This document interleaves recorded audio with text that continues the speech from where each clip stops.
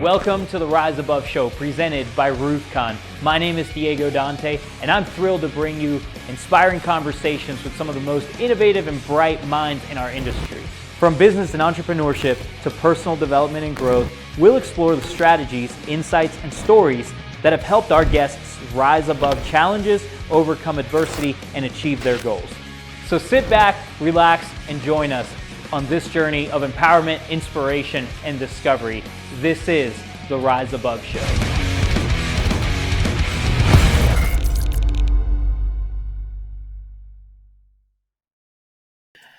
Welcome to the Rise Above Show, presented by RoofCon. My name is Diego Dante. I am here with my friend Allen Mick. How you doing, brother? Doing great, man. Really pumped to be on the show. I've got good internet service this time. I'm here with the star Diego Dante. So just excited to get rolling, man. That's good, man. I feel like we met at, I hit you up, I feel like on Messenger or something, and I was like, hey, we're in all the same circles, but we don't know each other, so I feel like we would be friends. Then I think we ran into each other. That might have been at RoofCon, actually. And at the RoofCon VIP party, that's where it was. And then we talked at IRE, and I was like, hey, let's do something together. And then time just flew by. So I'm glad that we're able to get you on now, chat a little bit about business, about life, about 100 Mile June, about all the good stuff. Yeah, that's awesome. And I'd say the same thing, man. I think I've been a fan of yours for quite some time, but just haven't had that opportunity to sit down and get to know you.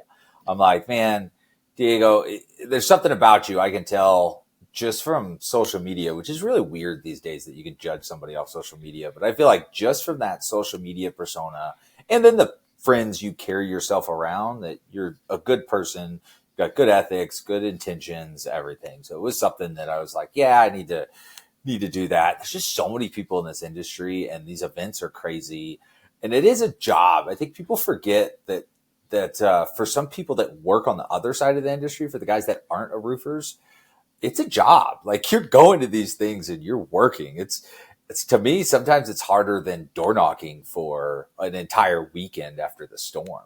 It can be very mentally taxing. Yeah.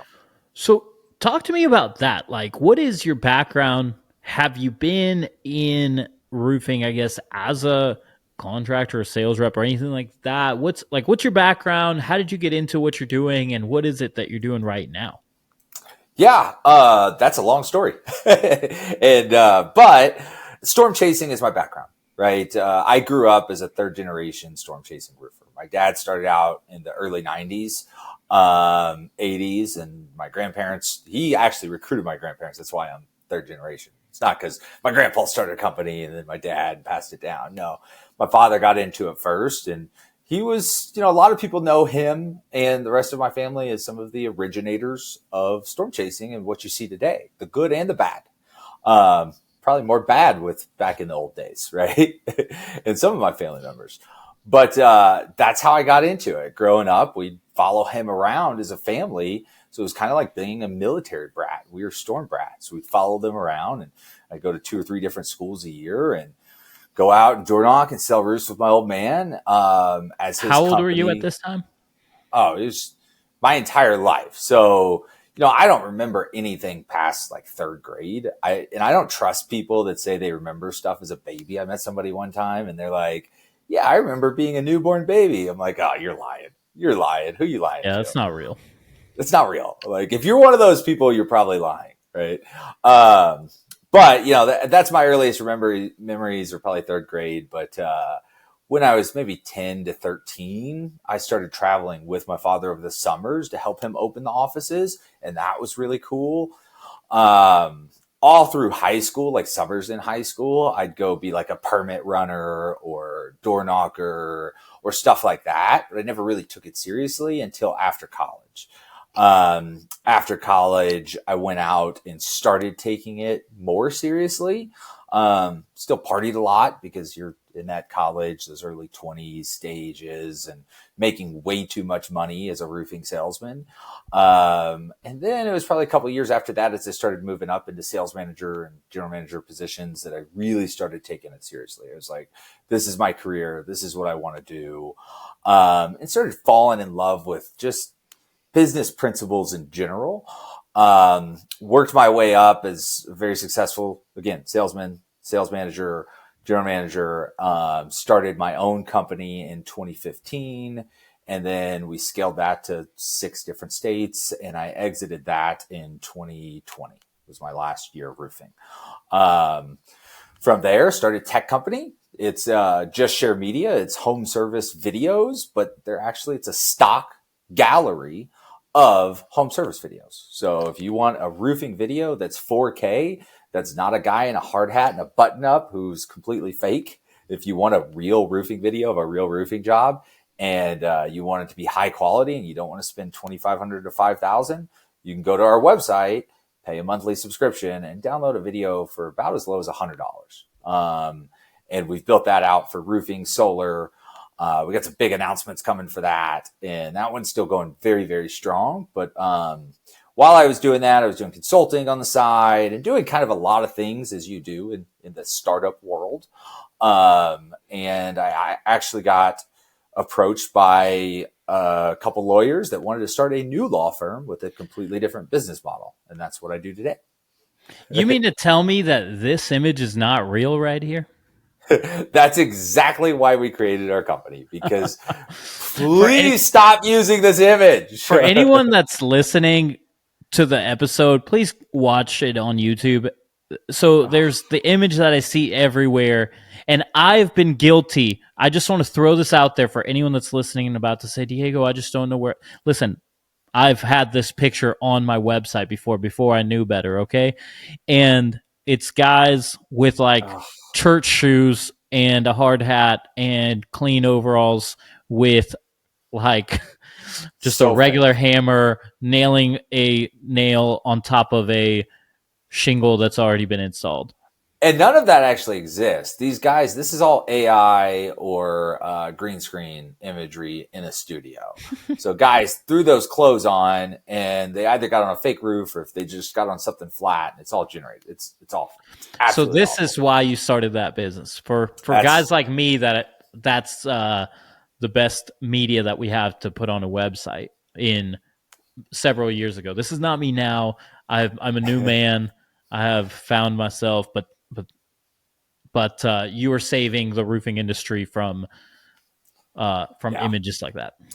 Yeah, and our subscription is a video-based subscription, right? It's stock videos, but what is a video? It's a motion picture. It's a lot of different pictures. So we have contractors that will buy a video for, again, $99. They get that video, and then they just screenshot pictures throughout that video. Now you have hundreds of different pictures that you can post and replace all of those pictures that are like that are completely fake. And these are actual real roofs, real roofers, real roofing videos, real roofing pictures. Right. So, it was one of the things for me. I am a solutions-based person, and I knew the roofing industry, and I didn't want to be in the roofing industry as a roofing company owner anymore. I didn't want to storm chase. I just had my son and obviously was growing my family. And so I was tired of that storm chasing lifestyle, but I still wanted to stay around it. And so I used the tools and everything that God has given me. And through that, we came up with the idea for Just Share Media, and we solved what to me was my first problem, right? I can go out and sell roofs. I can do this. I can do that. But I really believe in branding. I love branding. I'm like, if I'm going to start a local roofing company and dominate my market, where would I start spending all of my extra profits? I would put it back into branding, because that's going to be your long-term gains. You can always buy leads, and that's great for here and now. But to me, branding is that long-term solution. That's where I spend my big money on, because that's going to give you the biggest benefit over time. And one thing that was not and still is not readily available in any trades industry is going to be good videos. Your one and only option is to go to somebody like Patrick Carr and pay him to create videos, but it just ends up being too expensive if you're not that big company, or you don't have that budget for it. So we try to come up with this solution before you can afford those fully custom videos. So that's where Just Share Media was born. That's crazy. So I didn't realize that you, I didn't know that about your background and just the level of experience that you had in the industry.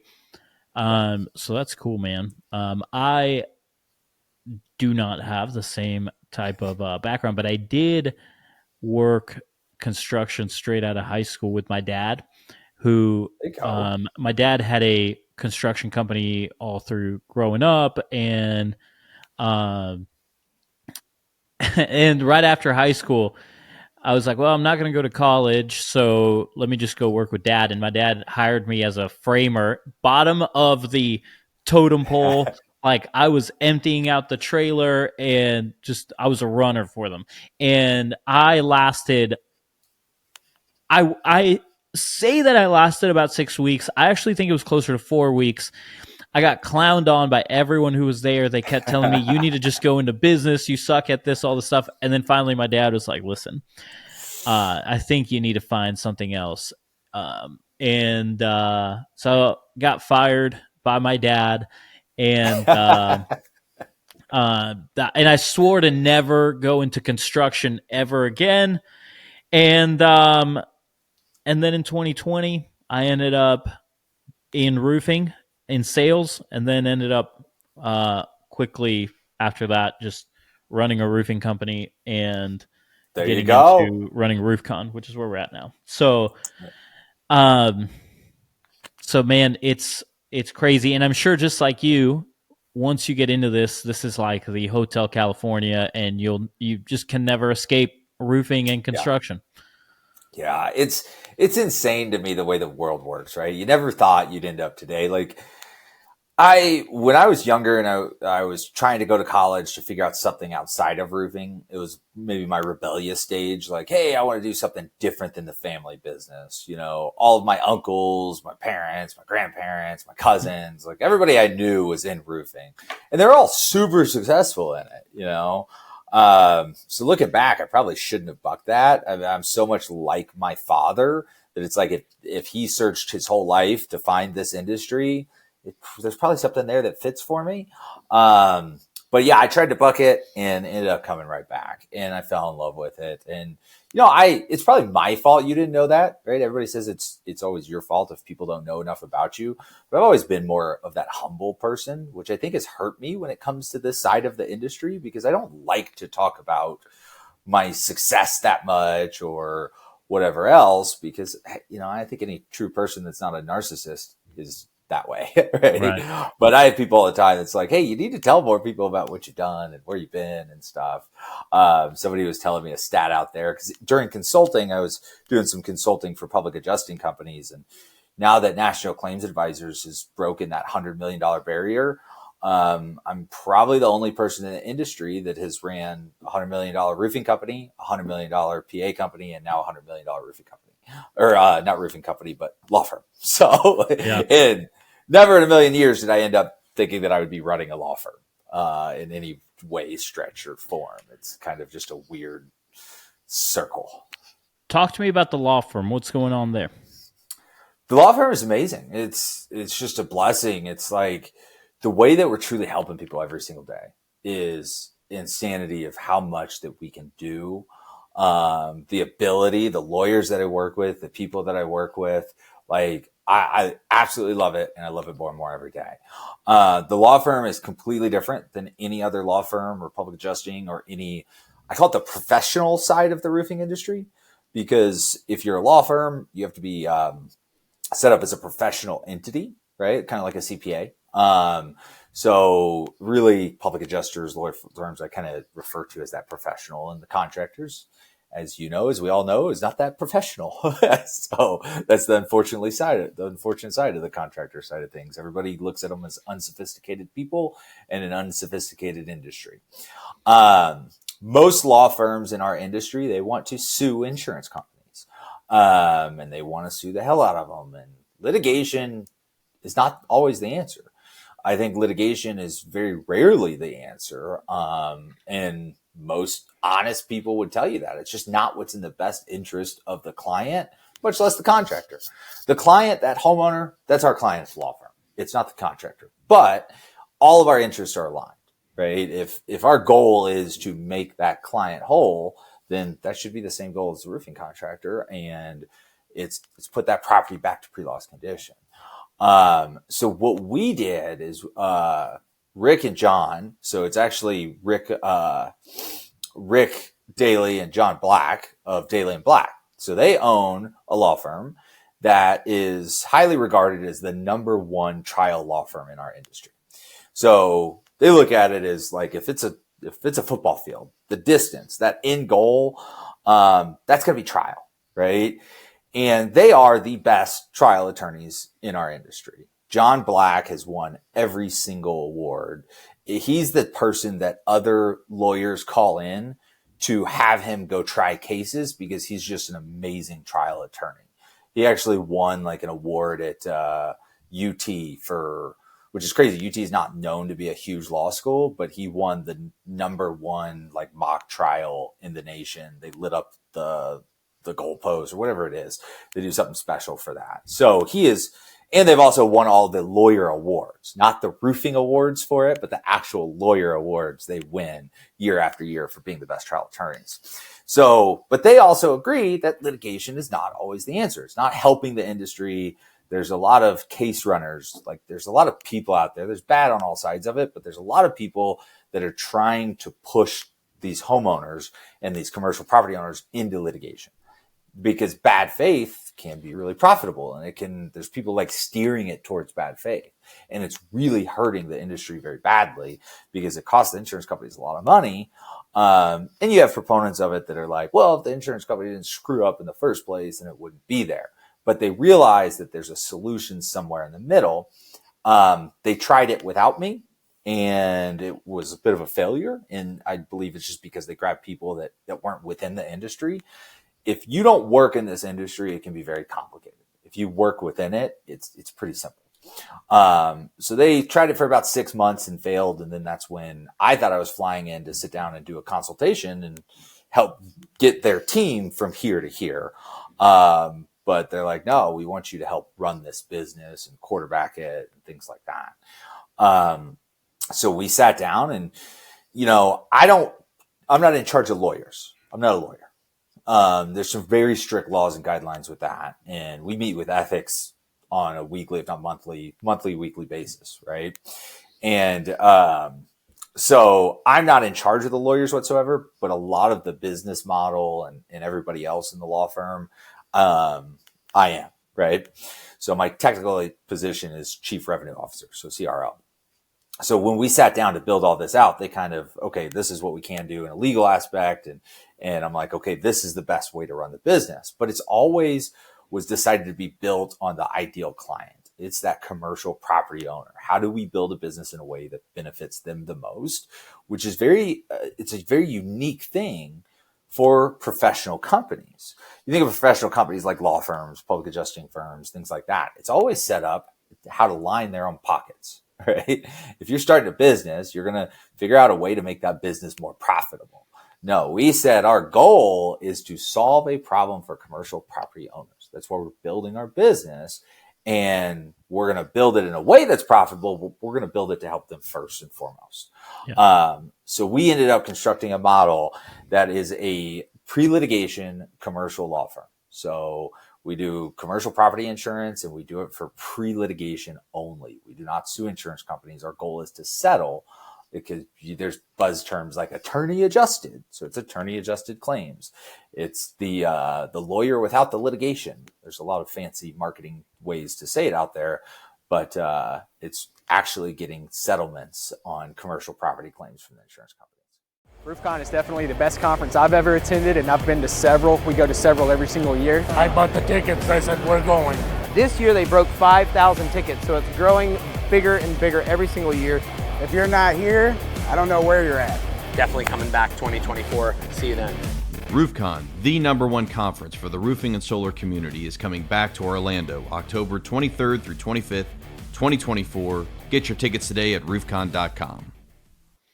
It's interesting that, you say, hey, I'm not a lawyer. I'm coming in to run the business and I want to make sure that this is an effective business that's, operating the proper way. And a lot of times what I see of some of the businesses that just run really, really well in our industry, it's people that maybe don't have as much of the roofing experience, and maybe they put some of those people in that seat, but they are great business people. So here in this building that I'm in, there's 4 companies and a nonprofit that operate in this building, and they're all owned by Hunter Ballou, and it's RoofCon, Revolt, Roofing.com, Cornerstone Construction, and the Revolt Foundation. And Cornerstone Construction, Hunter's roofing company, is a $20 million a year-ish roofing business here in the Carolinas.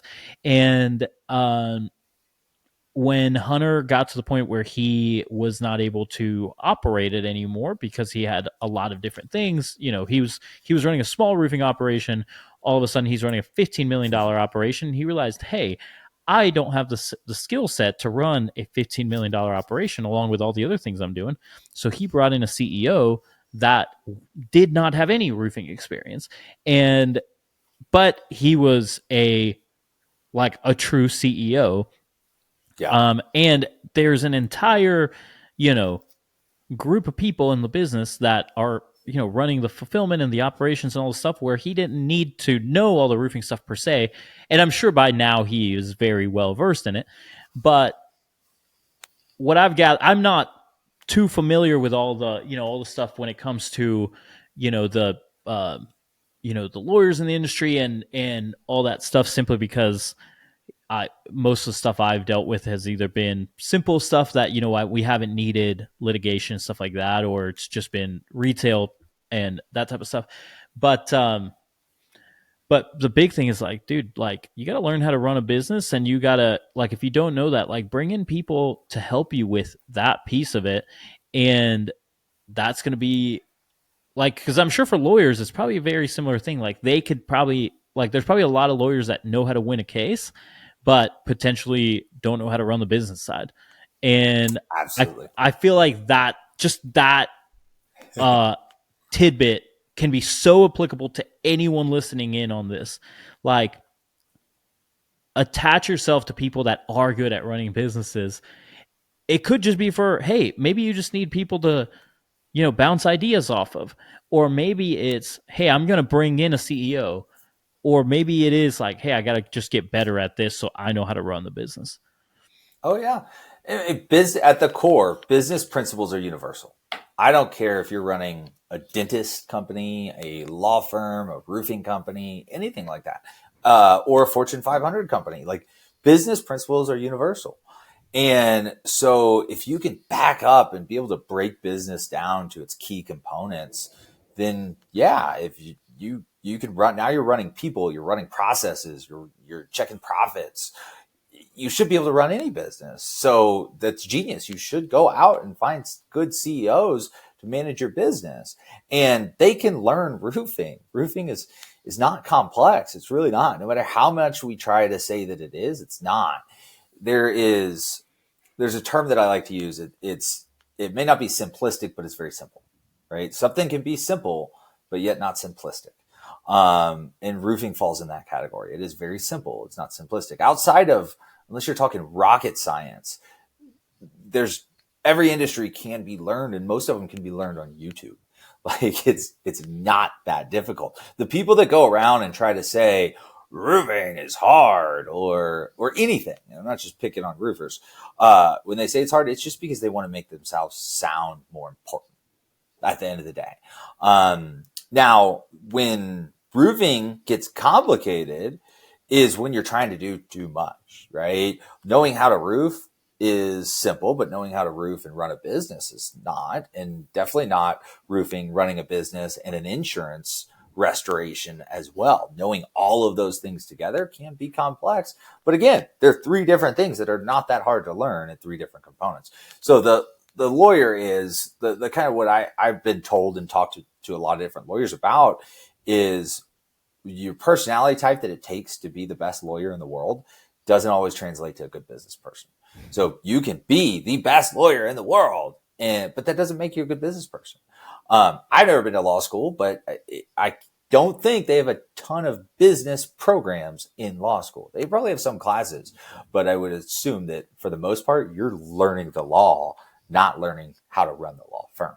And that's why you see a lot of these larger law firms have COOs and they have people that are outside of them, lawyers. But one thing that there is really important is a law firm, a big part of being a lawyer is that ethics, passing the bar, things like that. You have to know what is ethical and what is not, and these rules and these basic functions as a lawyer. And so there's reasons that I'm not in charge of lawyers. I can't tell lawyers what to do. I can't do anything like that because I have not gone to law school when it comes to ethics or anything like that. But what I can do is make sure the business functions properly as a proper business. And I can help with those functions very easily. And to tell you the truth, I love a lot of things about roofing, but my least favorite part is dealing with the insurance companies. When I know I'm right and you know I'm right, and you're still arguing with me just because, that's my least favorite part about this business. Call an apple, a spade, it is what it is. If that roof is damaged, it needs to be paid for, and it needs to be paid for how it seems like it's a very simple problem to me that could be solved very easily. But it just isn't. And especially not in commercial. That's why we exist, because every issue that you've ever had in residential roofing with an insurance company being difficult, not paying for something, not paying enough, moving slowly, not answering the emails correctly, like on time, efficiency, compound that times 1,000. And that's about where we're at every single day when it comes to dealing with these commercial claims. And the way the world has gotten on commercial claims, it's just exhausting. We've gone out and we've recruited some of the best people in commercial roofing to go under national claims advisors. One of the guys that we just recruited, his name's Justin Newton. And he's the guy, Paul Reed, or any of the people that are well known in commercial roofing space would want them on their team. They're like, oh, Justin Newton, I want him on my team. What for? To help deal with commercial insurance policies, to help deal with commercial insurance claims. That's the guy they would go to because he's an expert with commercial insurance.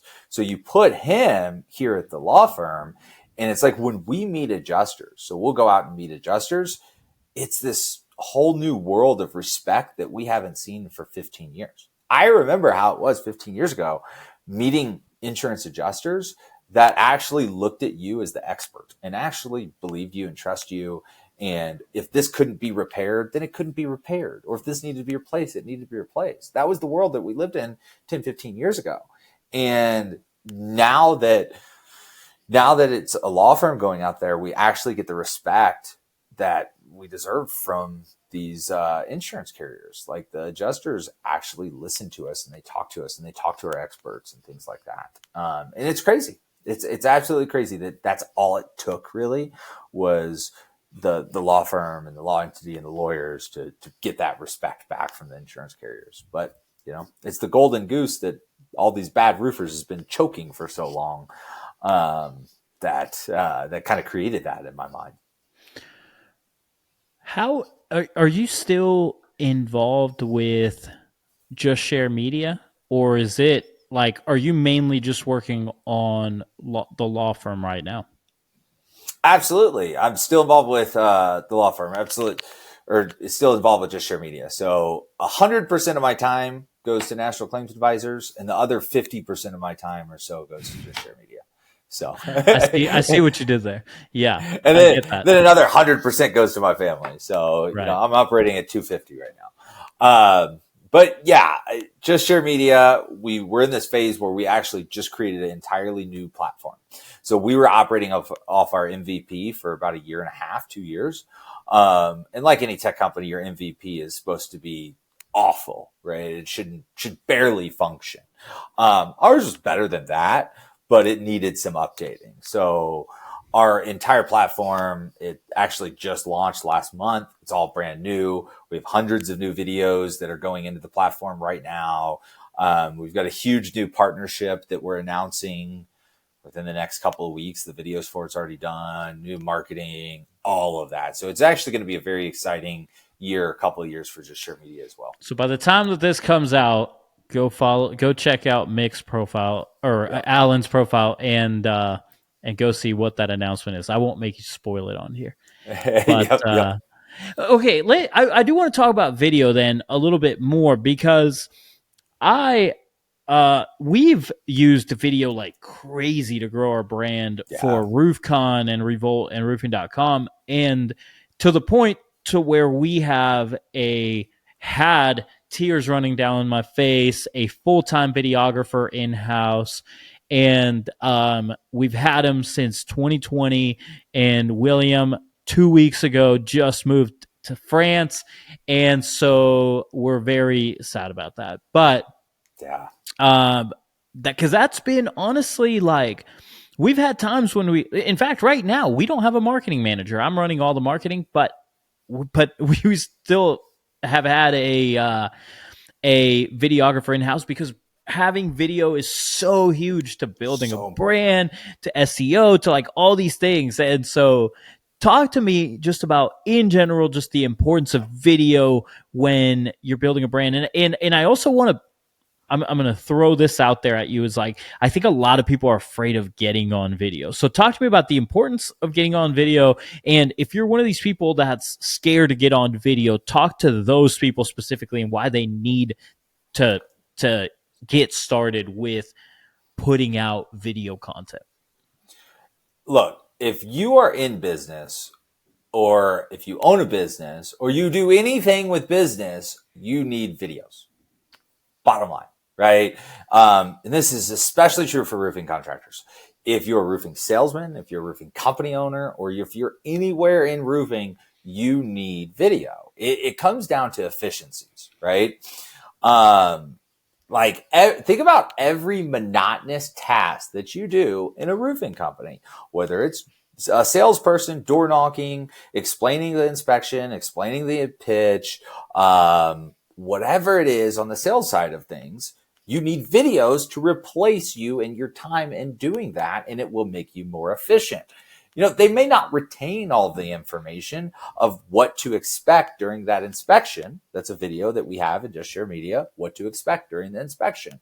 And where do our clients use that? Our clients download that stock video, they add their logos to it, and they send it to the homeowner before the inspector comes to inspect their property. What to inspect in inspection. Just that little video. Now they're knowledgeable. They read up on your company. They see it.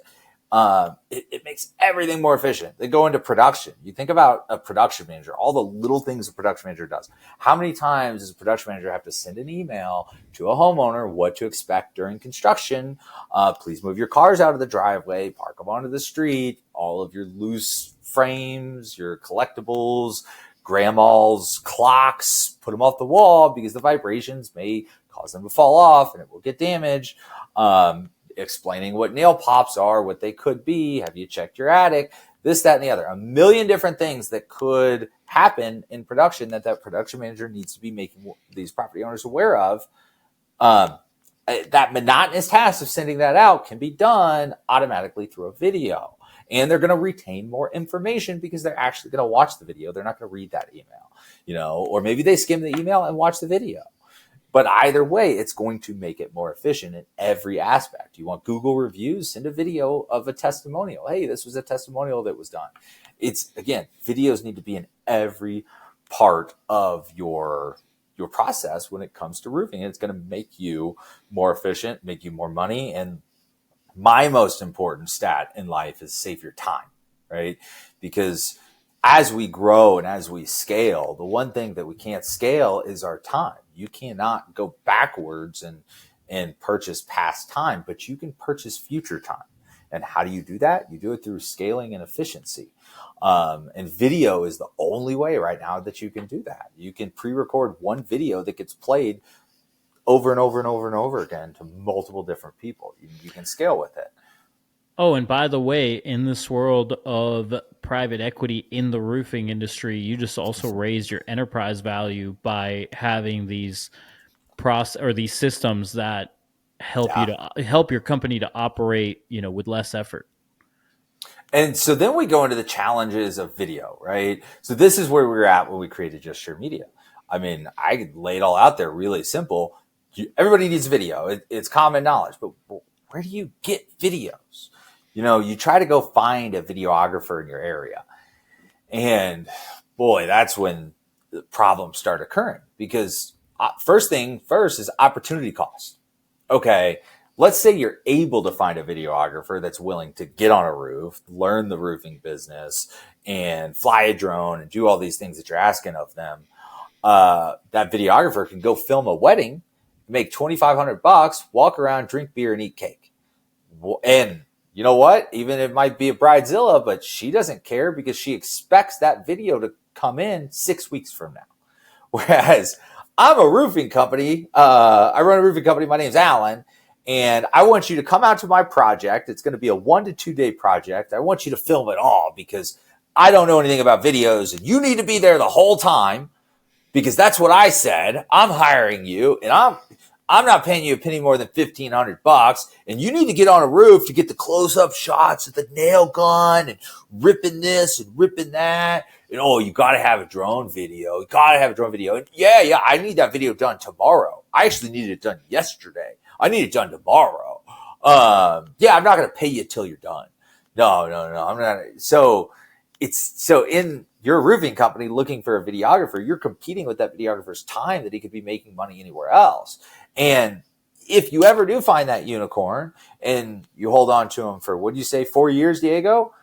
Where does he go? He goes somewhere else. Nobody picks up a video camera and says, I want to be nobody ever, their passion is videos or pictures. It's not to become a videographer for a roofing company. It's William's going to be cracking up editing this podcast, by the way. Perfect. Shout out to William as he's editing this from France. Never in his wildest dreams did he pick up that video camera. And I challenge you, William, jump on a video and talk to me if you did. Say, I want to be a videographer for a roofing company. No, it's probably documentaries, HBO, film, DP. And he probably does those as his passion projects on the side, because you guys pay him enough to make him happy and at least pay his bills. But his passion's over here. And the better they are, the faster they're going to get there, and they're going to leave you behind. And now you're going back to the grind looking for somebody else. Well, I'm going to give the biggest shout out to William because, it is almost impossible finding a unicorn. We did find a unicorn with William. I've never seen someone who, people that have been to RoofCon and that have been to the general session know that on day 2, the first thing we do on the stage is we watch a 3-minute recap video that looks like a Spielberg film that we played on stage, right? So the man is up till 6 a.m, editing and putting out this video. And I just want to say, we never asked him to do that from the beginning, but he was so dedicated to the craft that he was like, this is what we're going to do. And that's just been his expectation to himself from day one. And on top of that, he's an incredible filmmaker. And honestly, one of the, I don't know if you've ever read the book Relentless by Tim Grover, but if you haven't, he refers to people as either cleaners is like the top. It's like cleaners, it's like the Michael Jordans, you don't stop until the job is done, all this stuff. So he is the cleaner, 1,000,000%, more than anyone else in the organization. Frankly, he needs to be, I would let him run the organization and he'd probably do a better job than any of us. That's awesome. But anyway, those are unicorns. Almost impossible. Those are the unicorns. They're very rare. Yeah, and they're even harder to hold on to, right? And that's what I was getting to, William. You're a saint, by the way, William. I know how hard it is because just like anything else, I taught myself the basics of videography when I was opening a videography company. You can't own a videography company and not know the basics of it. So I can do editing, shooting, things like that. And I realized how difficult it is. It's awful, absolutely awful. Nothing worse than editing to me. It's just difficult. So trying to learn it as a roofer is even harder than finding the unicorn. So then where do you go from there? You go to the big media companies. And right now, the biggest and the best media company in the space is Patrick Carr, Blue Collar Media Group. And those prices aren't for everybody. There is by far an argument about how revenue positive you will end up if you go out and you pay that type of money to use Patrick Carr in his custom videos. But it just, in the grasp of importance and things like that, it's not on top of everybody's agenda, especially for your $1 to $3 million companies. Then once you get above that, okay, they start to look at those things like, man, if I just had awesome video, because high quality marketing, high quality videos, high quality marketing, and high quality marketing gets you high quality jobs. You want to go out and sell $1 million job? Show them a video that person watching knows you spent $15,000 or $20,000 on. That's, again, it builds that trust. So we have, again, with Just Share Media, what we developed was a way for you to pay $99 a month and get that same high quality video that you would get if you hired Patrick Carr. And the difference is, it's just not the job that you roofed. And nobody knows that but you. So if you could pull your ego out of it for a second and make a business decision and say, do I want to pay $100 for a video that I'm personally not in and nobody knows that but me? Or do I want to pay thousands of dollars for the same exact video, but I'm in it, or a guy with the logo on his shirt that nobody realizes it but me? And we kind of grasped at that because when we first started creating videos for our roofing companies, who filmed it, right? It was me or a salesman on their iPhone. We didn't get logos in it. And we were all happy. It was our video, right? It was low quality. So it's like, it doesn't matter if the guy is wearing a logo in the shirt, in the video. It doesn't matter if there's not a truck there. It's still a video of a roof being Those done. subcontractors probably had your competitors' logos on it anyway, right? Revolt to me is camaraderie. Revolt is impact. Revolt is a brotherhood. Revolt is passionate. Revolt is amazing. Revolt is fulfillment. Strength in numbers. Accomplishment and legacy to kind of tell my story. Revolt is intentional. Accountability. Revolt is life-changing. Life-changing. Revolt is growth. Revolt against average. 1, 2, 3, revolt! Most likely. We did a video for a big commercial roofing company, and they had a different big commercial roofing company's logos, and we had to have the editors blur it out. It was pretty funny. Yeah. A couple of the guys still know what I'm talking about. A friend of mine, Tyler Streetman out of Atlanta, he just rebranded his company, and his company was Transformation Roofing, and he had just you know what I'm talking about, just the standard little, semi-triangle roof on top of the word transformation. Very basic. Now, looked really clean, but didn't really stand out from what everyone else is doing. And he recently, just a few days ago, announced a rebranding that you could tell he spent a ton of money on. And now it's it's Roofing Pups, and it's got like this dog emblem or mascot on it, and it looks sharp. It looks like he spent a ton of money on it, but it looks so much more professional. And just little things like that a lot of times it's like, oh, I'm going to go out and spend my money on the boat or the this or the that. And it's like, that doesn't bring you as much of a return as putting in that money into your branding. And whether it's your logos, your photos, your graphic design, your videos, your website, like all these things communicate to the client that we are legit. We are a company that is established and is, just all these things that it communicates to the client is Yeah, it's huge. And to your point, if all your videos are just, hey, it's just a live video of me on a roof, like that's good, but what's the next step above that, And that is having those nicely put together videos that are professionally made, whether they are, cut in back and forth between stuff that's got your logo and, the other stuff. Like if it looks nice, it looks nice, regardless of how much of it is, stock per se or not. So,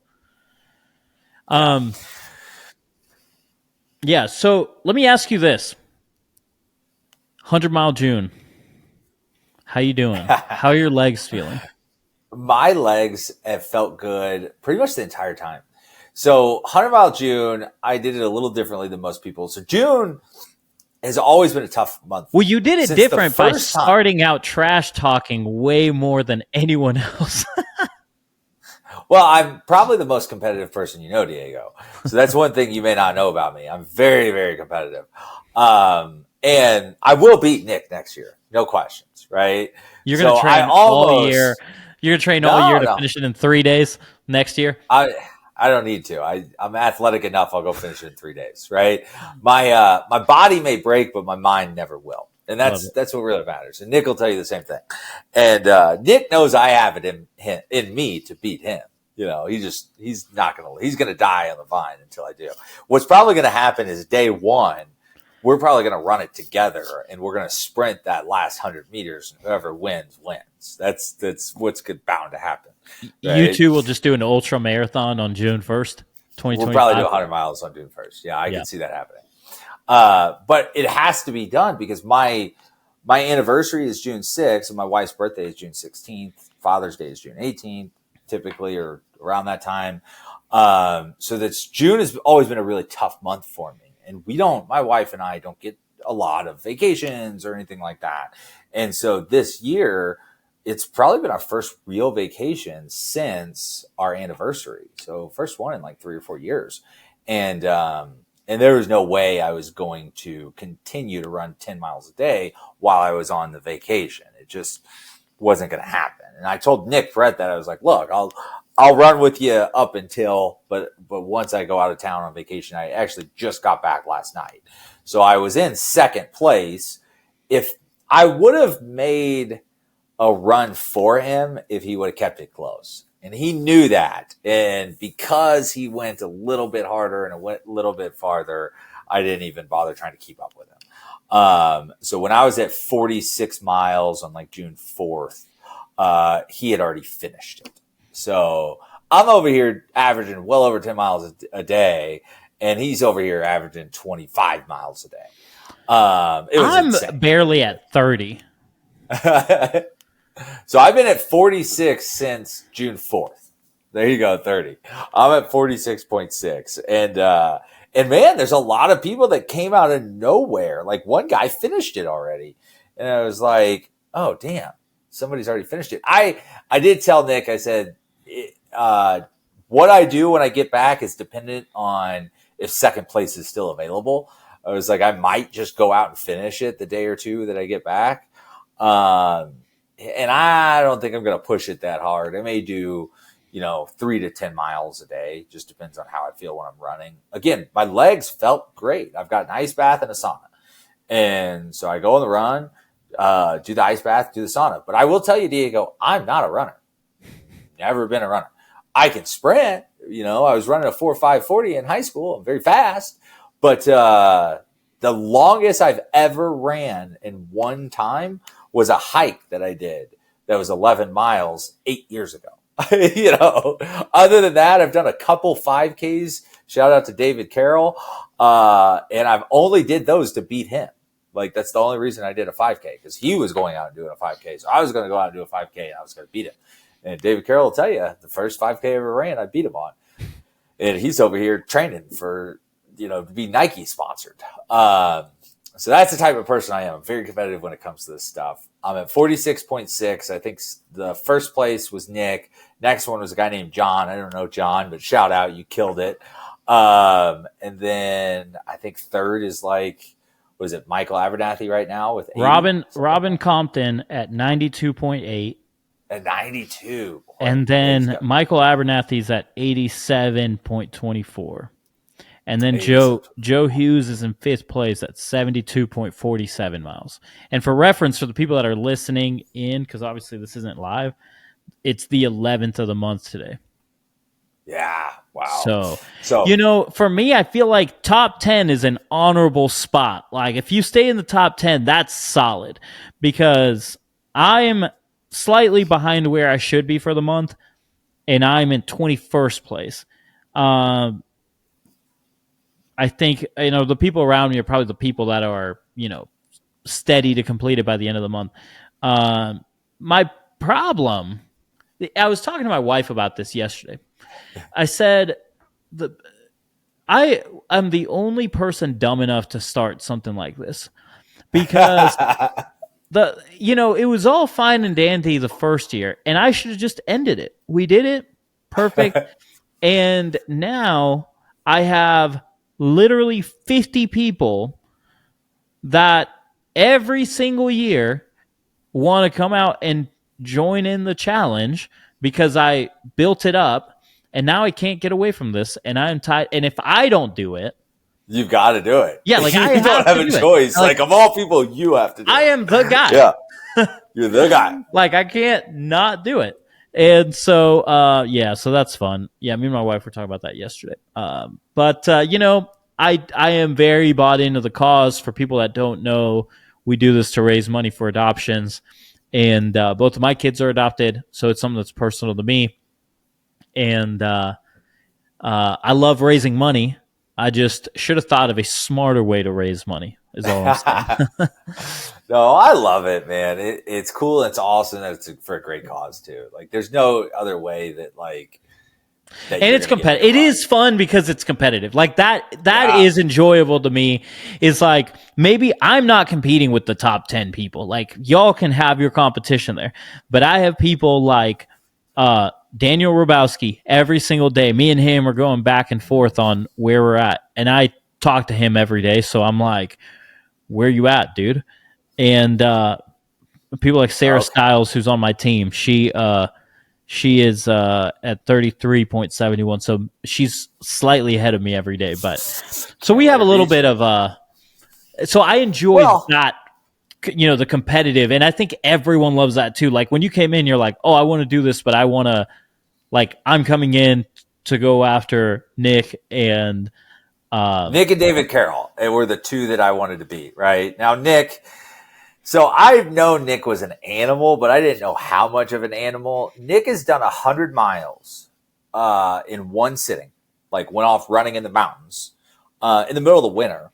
Running through snow, chest high, he did 100 miles in the mountains, and he did it in like 20 some hours. So that's who we're competing against, Diego. It's not really fair. That guy's a machine. But I'm still going to talk crap and get him riled up, and I'm going to give him a run for his money. And I did there for a while, man. I was within 10, 20 miles of him for a little bit, but I'm looking at it right now. Michael Abernathy, I don't know where he came. He wasn't even on the board when I started. It's been a full week. It's been 7 days since I ran a single step. Now, and I'm pretty sure this is his first. I'm pretty sure this is his first year doing this too. Yeah, but I did see a video of him, and he's like wearing walking gear and like backpack, and I think he's just wandering around aimlessly around town and counting those miles. With me, I'm not running the whole thing. I'm not going to sit here and claim like I'm running or jogging the whole thing. But I was very strict on, like, I'm not going to count it unless I'm going for a run. Like, we were on a cruise this last week, and I probably went 20 miles on a cruise. Like, I don't know if you've ever done a cruise, but it's a lot of walking.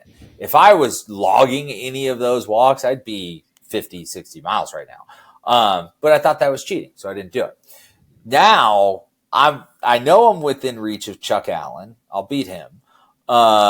Joseph Hughes, he's liable to go run another marathon in a couple days, but if he keeps it normal, I'll beat him. I'm going to give you the one to watch for. The one to watch for is Tim Austinfort. So Tim is my friend from high school, okay? And that's when he won it last year, right? He won last year. He did it in 8 days. And he is an animal. And he didn't even realize that this thing was starting till like day 5 or day 4, something like that. So he's been. He actually just passed me since we're on the call. He was 1 mile behind me, and now he's 6 miles ahead of me. So he's done a minimum of 7 miles since we've been on this call right now. Yeah, he's like a music producer out in Hollywood or something like that. Oh, wow. So, but yeah, he's crushing it. So I believe if you're not first, you're last. And my best spot I could get right now is third. So I'm not going to kill myself to get third place or fourth place. But I think fifth, I've got a good opportunity to get in fifth. But again, this year, first place is gone. So next year is where I'm going to set my sights on. I will definitely complete it within the next week or 2 weeks tops. To me, and again, once I started running the 6 mile, the 10 miles was not that tough. The 10 miles was not that tough for me. And that's how I know I can go 20. Yeah. That's how I know I can go more. Well, let's finish it out with, I have a series of rapid fire questions that I ask everyone. Ooh. So you can take your time answering them, but I just want you to say the first thing that comes to your mind when I ask you these questions. Okay. Yep. So the first thing is, what is an obstacle that you had to rise above from in your business to get to the point that you're at now? Man.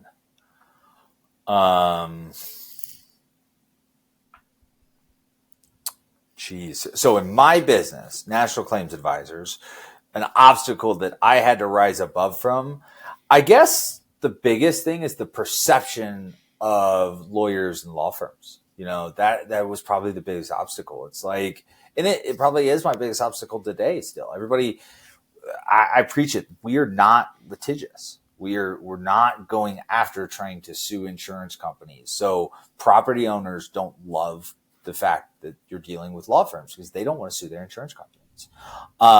Roofers have been burnt by so many law firms and public adjusters that they don't want to deal with us anymore. So that has been my biggest obstacle, my biggest hurdle. The way that we've beaten it is we have created a wide blue ocean.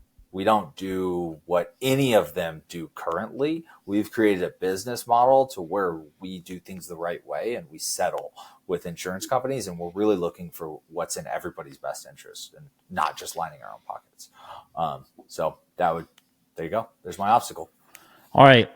Rapid fire question number 2. If you had $1 billion exit with a B, you sell Just Share Media, new people come in, $1 billion deposited into your account. You wake up the next day. What do the next 24 hours look like? I don't want to know what you're doing long term, anything like that. 24 hours, what does that period look like? Oh, 24 hours afterwards, that's a vacation. That's spending the perfect 24 hours with my family, no doubt. I'm the type of person where I'm going to turn that 1B into 100B. I can't settle, but that's long term. Like you said, that first 24 hours, oh no. That's probably going to spend a good chunk of that next 24 hours. I love that because everyone tells me these BS answers about like, oh, I'm just going to be working again the next day because I'm like, no, you're not, dude. You're going to go celebrate with your family. Money's a tool. I've been up here and I've been down here, right? I've been on that roller coaster of life. And if you don't use it as a tool to either get you more money or enjoy your life more, then there's no reason for it. Yep. So without a doubt, that next 24 hours, I'm spending as much money as possible on enjoying my life with my wife and my kids in that next 24 hours. And probably my extended family as well, because billion's a lot. What's the best book you've ever read? Ooh, that's tough. So first of all, I'm not a reader. I'm an Audible guy. Same. So anything on Audible, and it's tough because you have different books that mean different things at different times in your life, right? Like something as cheesy as Grant Cardone's 10X book did a lot for me at that time. If I was to read it today, it means nothing to me. But back then, it was a lot. Law of Success. There's there's been a lot of really good books. 7 Powers. I guess the most recent one that did a lot is 7 Powers. So it's a book on scaling universal business plans and things like that. So a business book that I highly recommend. And lastly, what is the best piece of business advice that you have ever been given? Ooh, ever been given? Probably just the fact that business principles are universal. Like that was key for me. That helped me unlock the idea that you couldn't be stuck in one business. You can make everything matter through multiple different businesses. So love that. Well, Allen, thank you so much for hanging out with me today. We are going to sign off, but for anyone that's tuned in, watch this entire episode, we really appreciate it. Go to roofcon.com, get your RoofCon ticket, and join the Facebook group, the Roofing and Solar Community. It is the best roofing Facebook group on Facebook land. 27,000 members in there, and we've kicked out all of the a-holes. So I'm biased to say that that's the best roofing group out there. So please go out and join it. And Allen, lastly, if someone wants to connect with you, where do they go? Just slide in my DMs. That's the easiest way. We're a social networking world. So you can find me on Facebook or Instagram. Slide in right on those DMs. Diego did, right, buddy? Or maybe I slid in yours. I don't know. One of the two. One of the two. So cool, brother. Well, I appreciate it. Thank you so much. And we'll catch you guys next time on the next episode of the Rise Above Show presented by RoofCon. Peace out.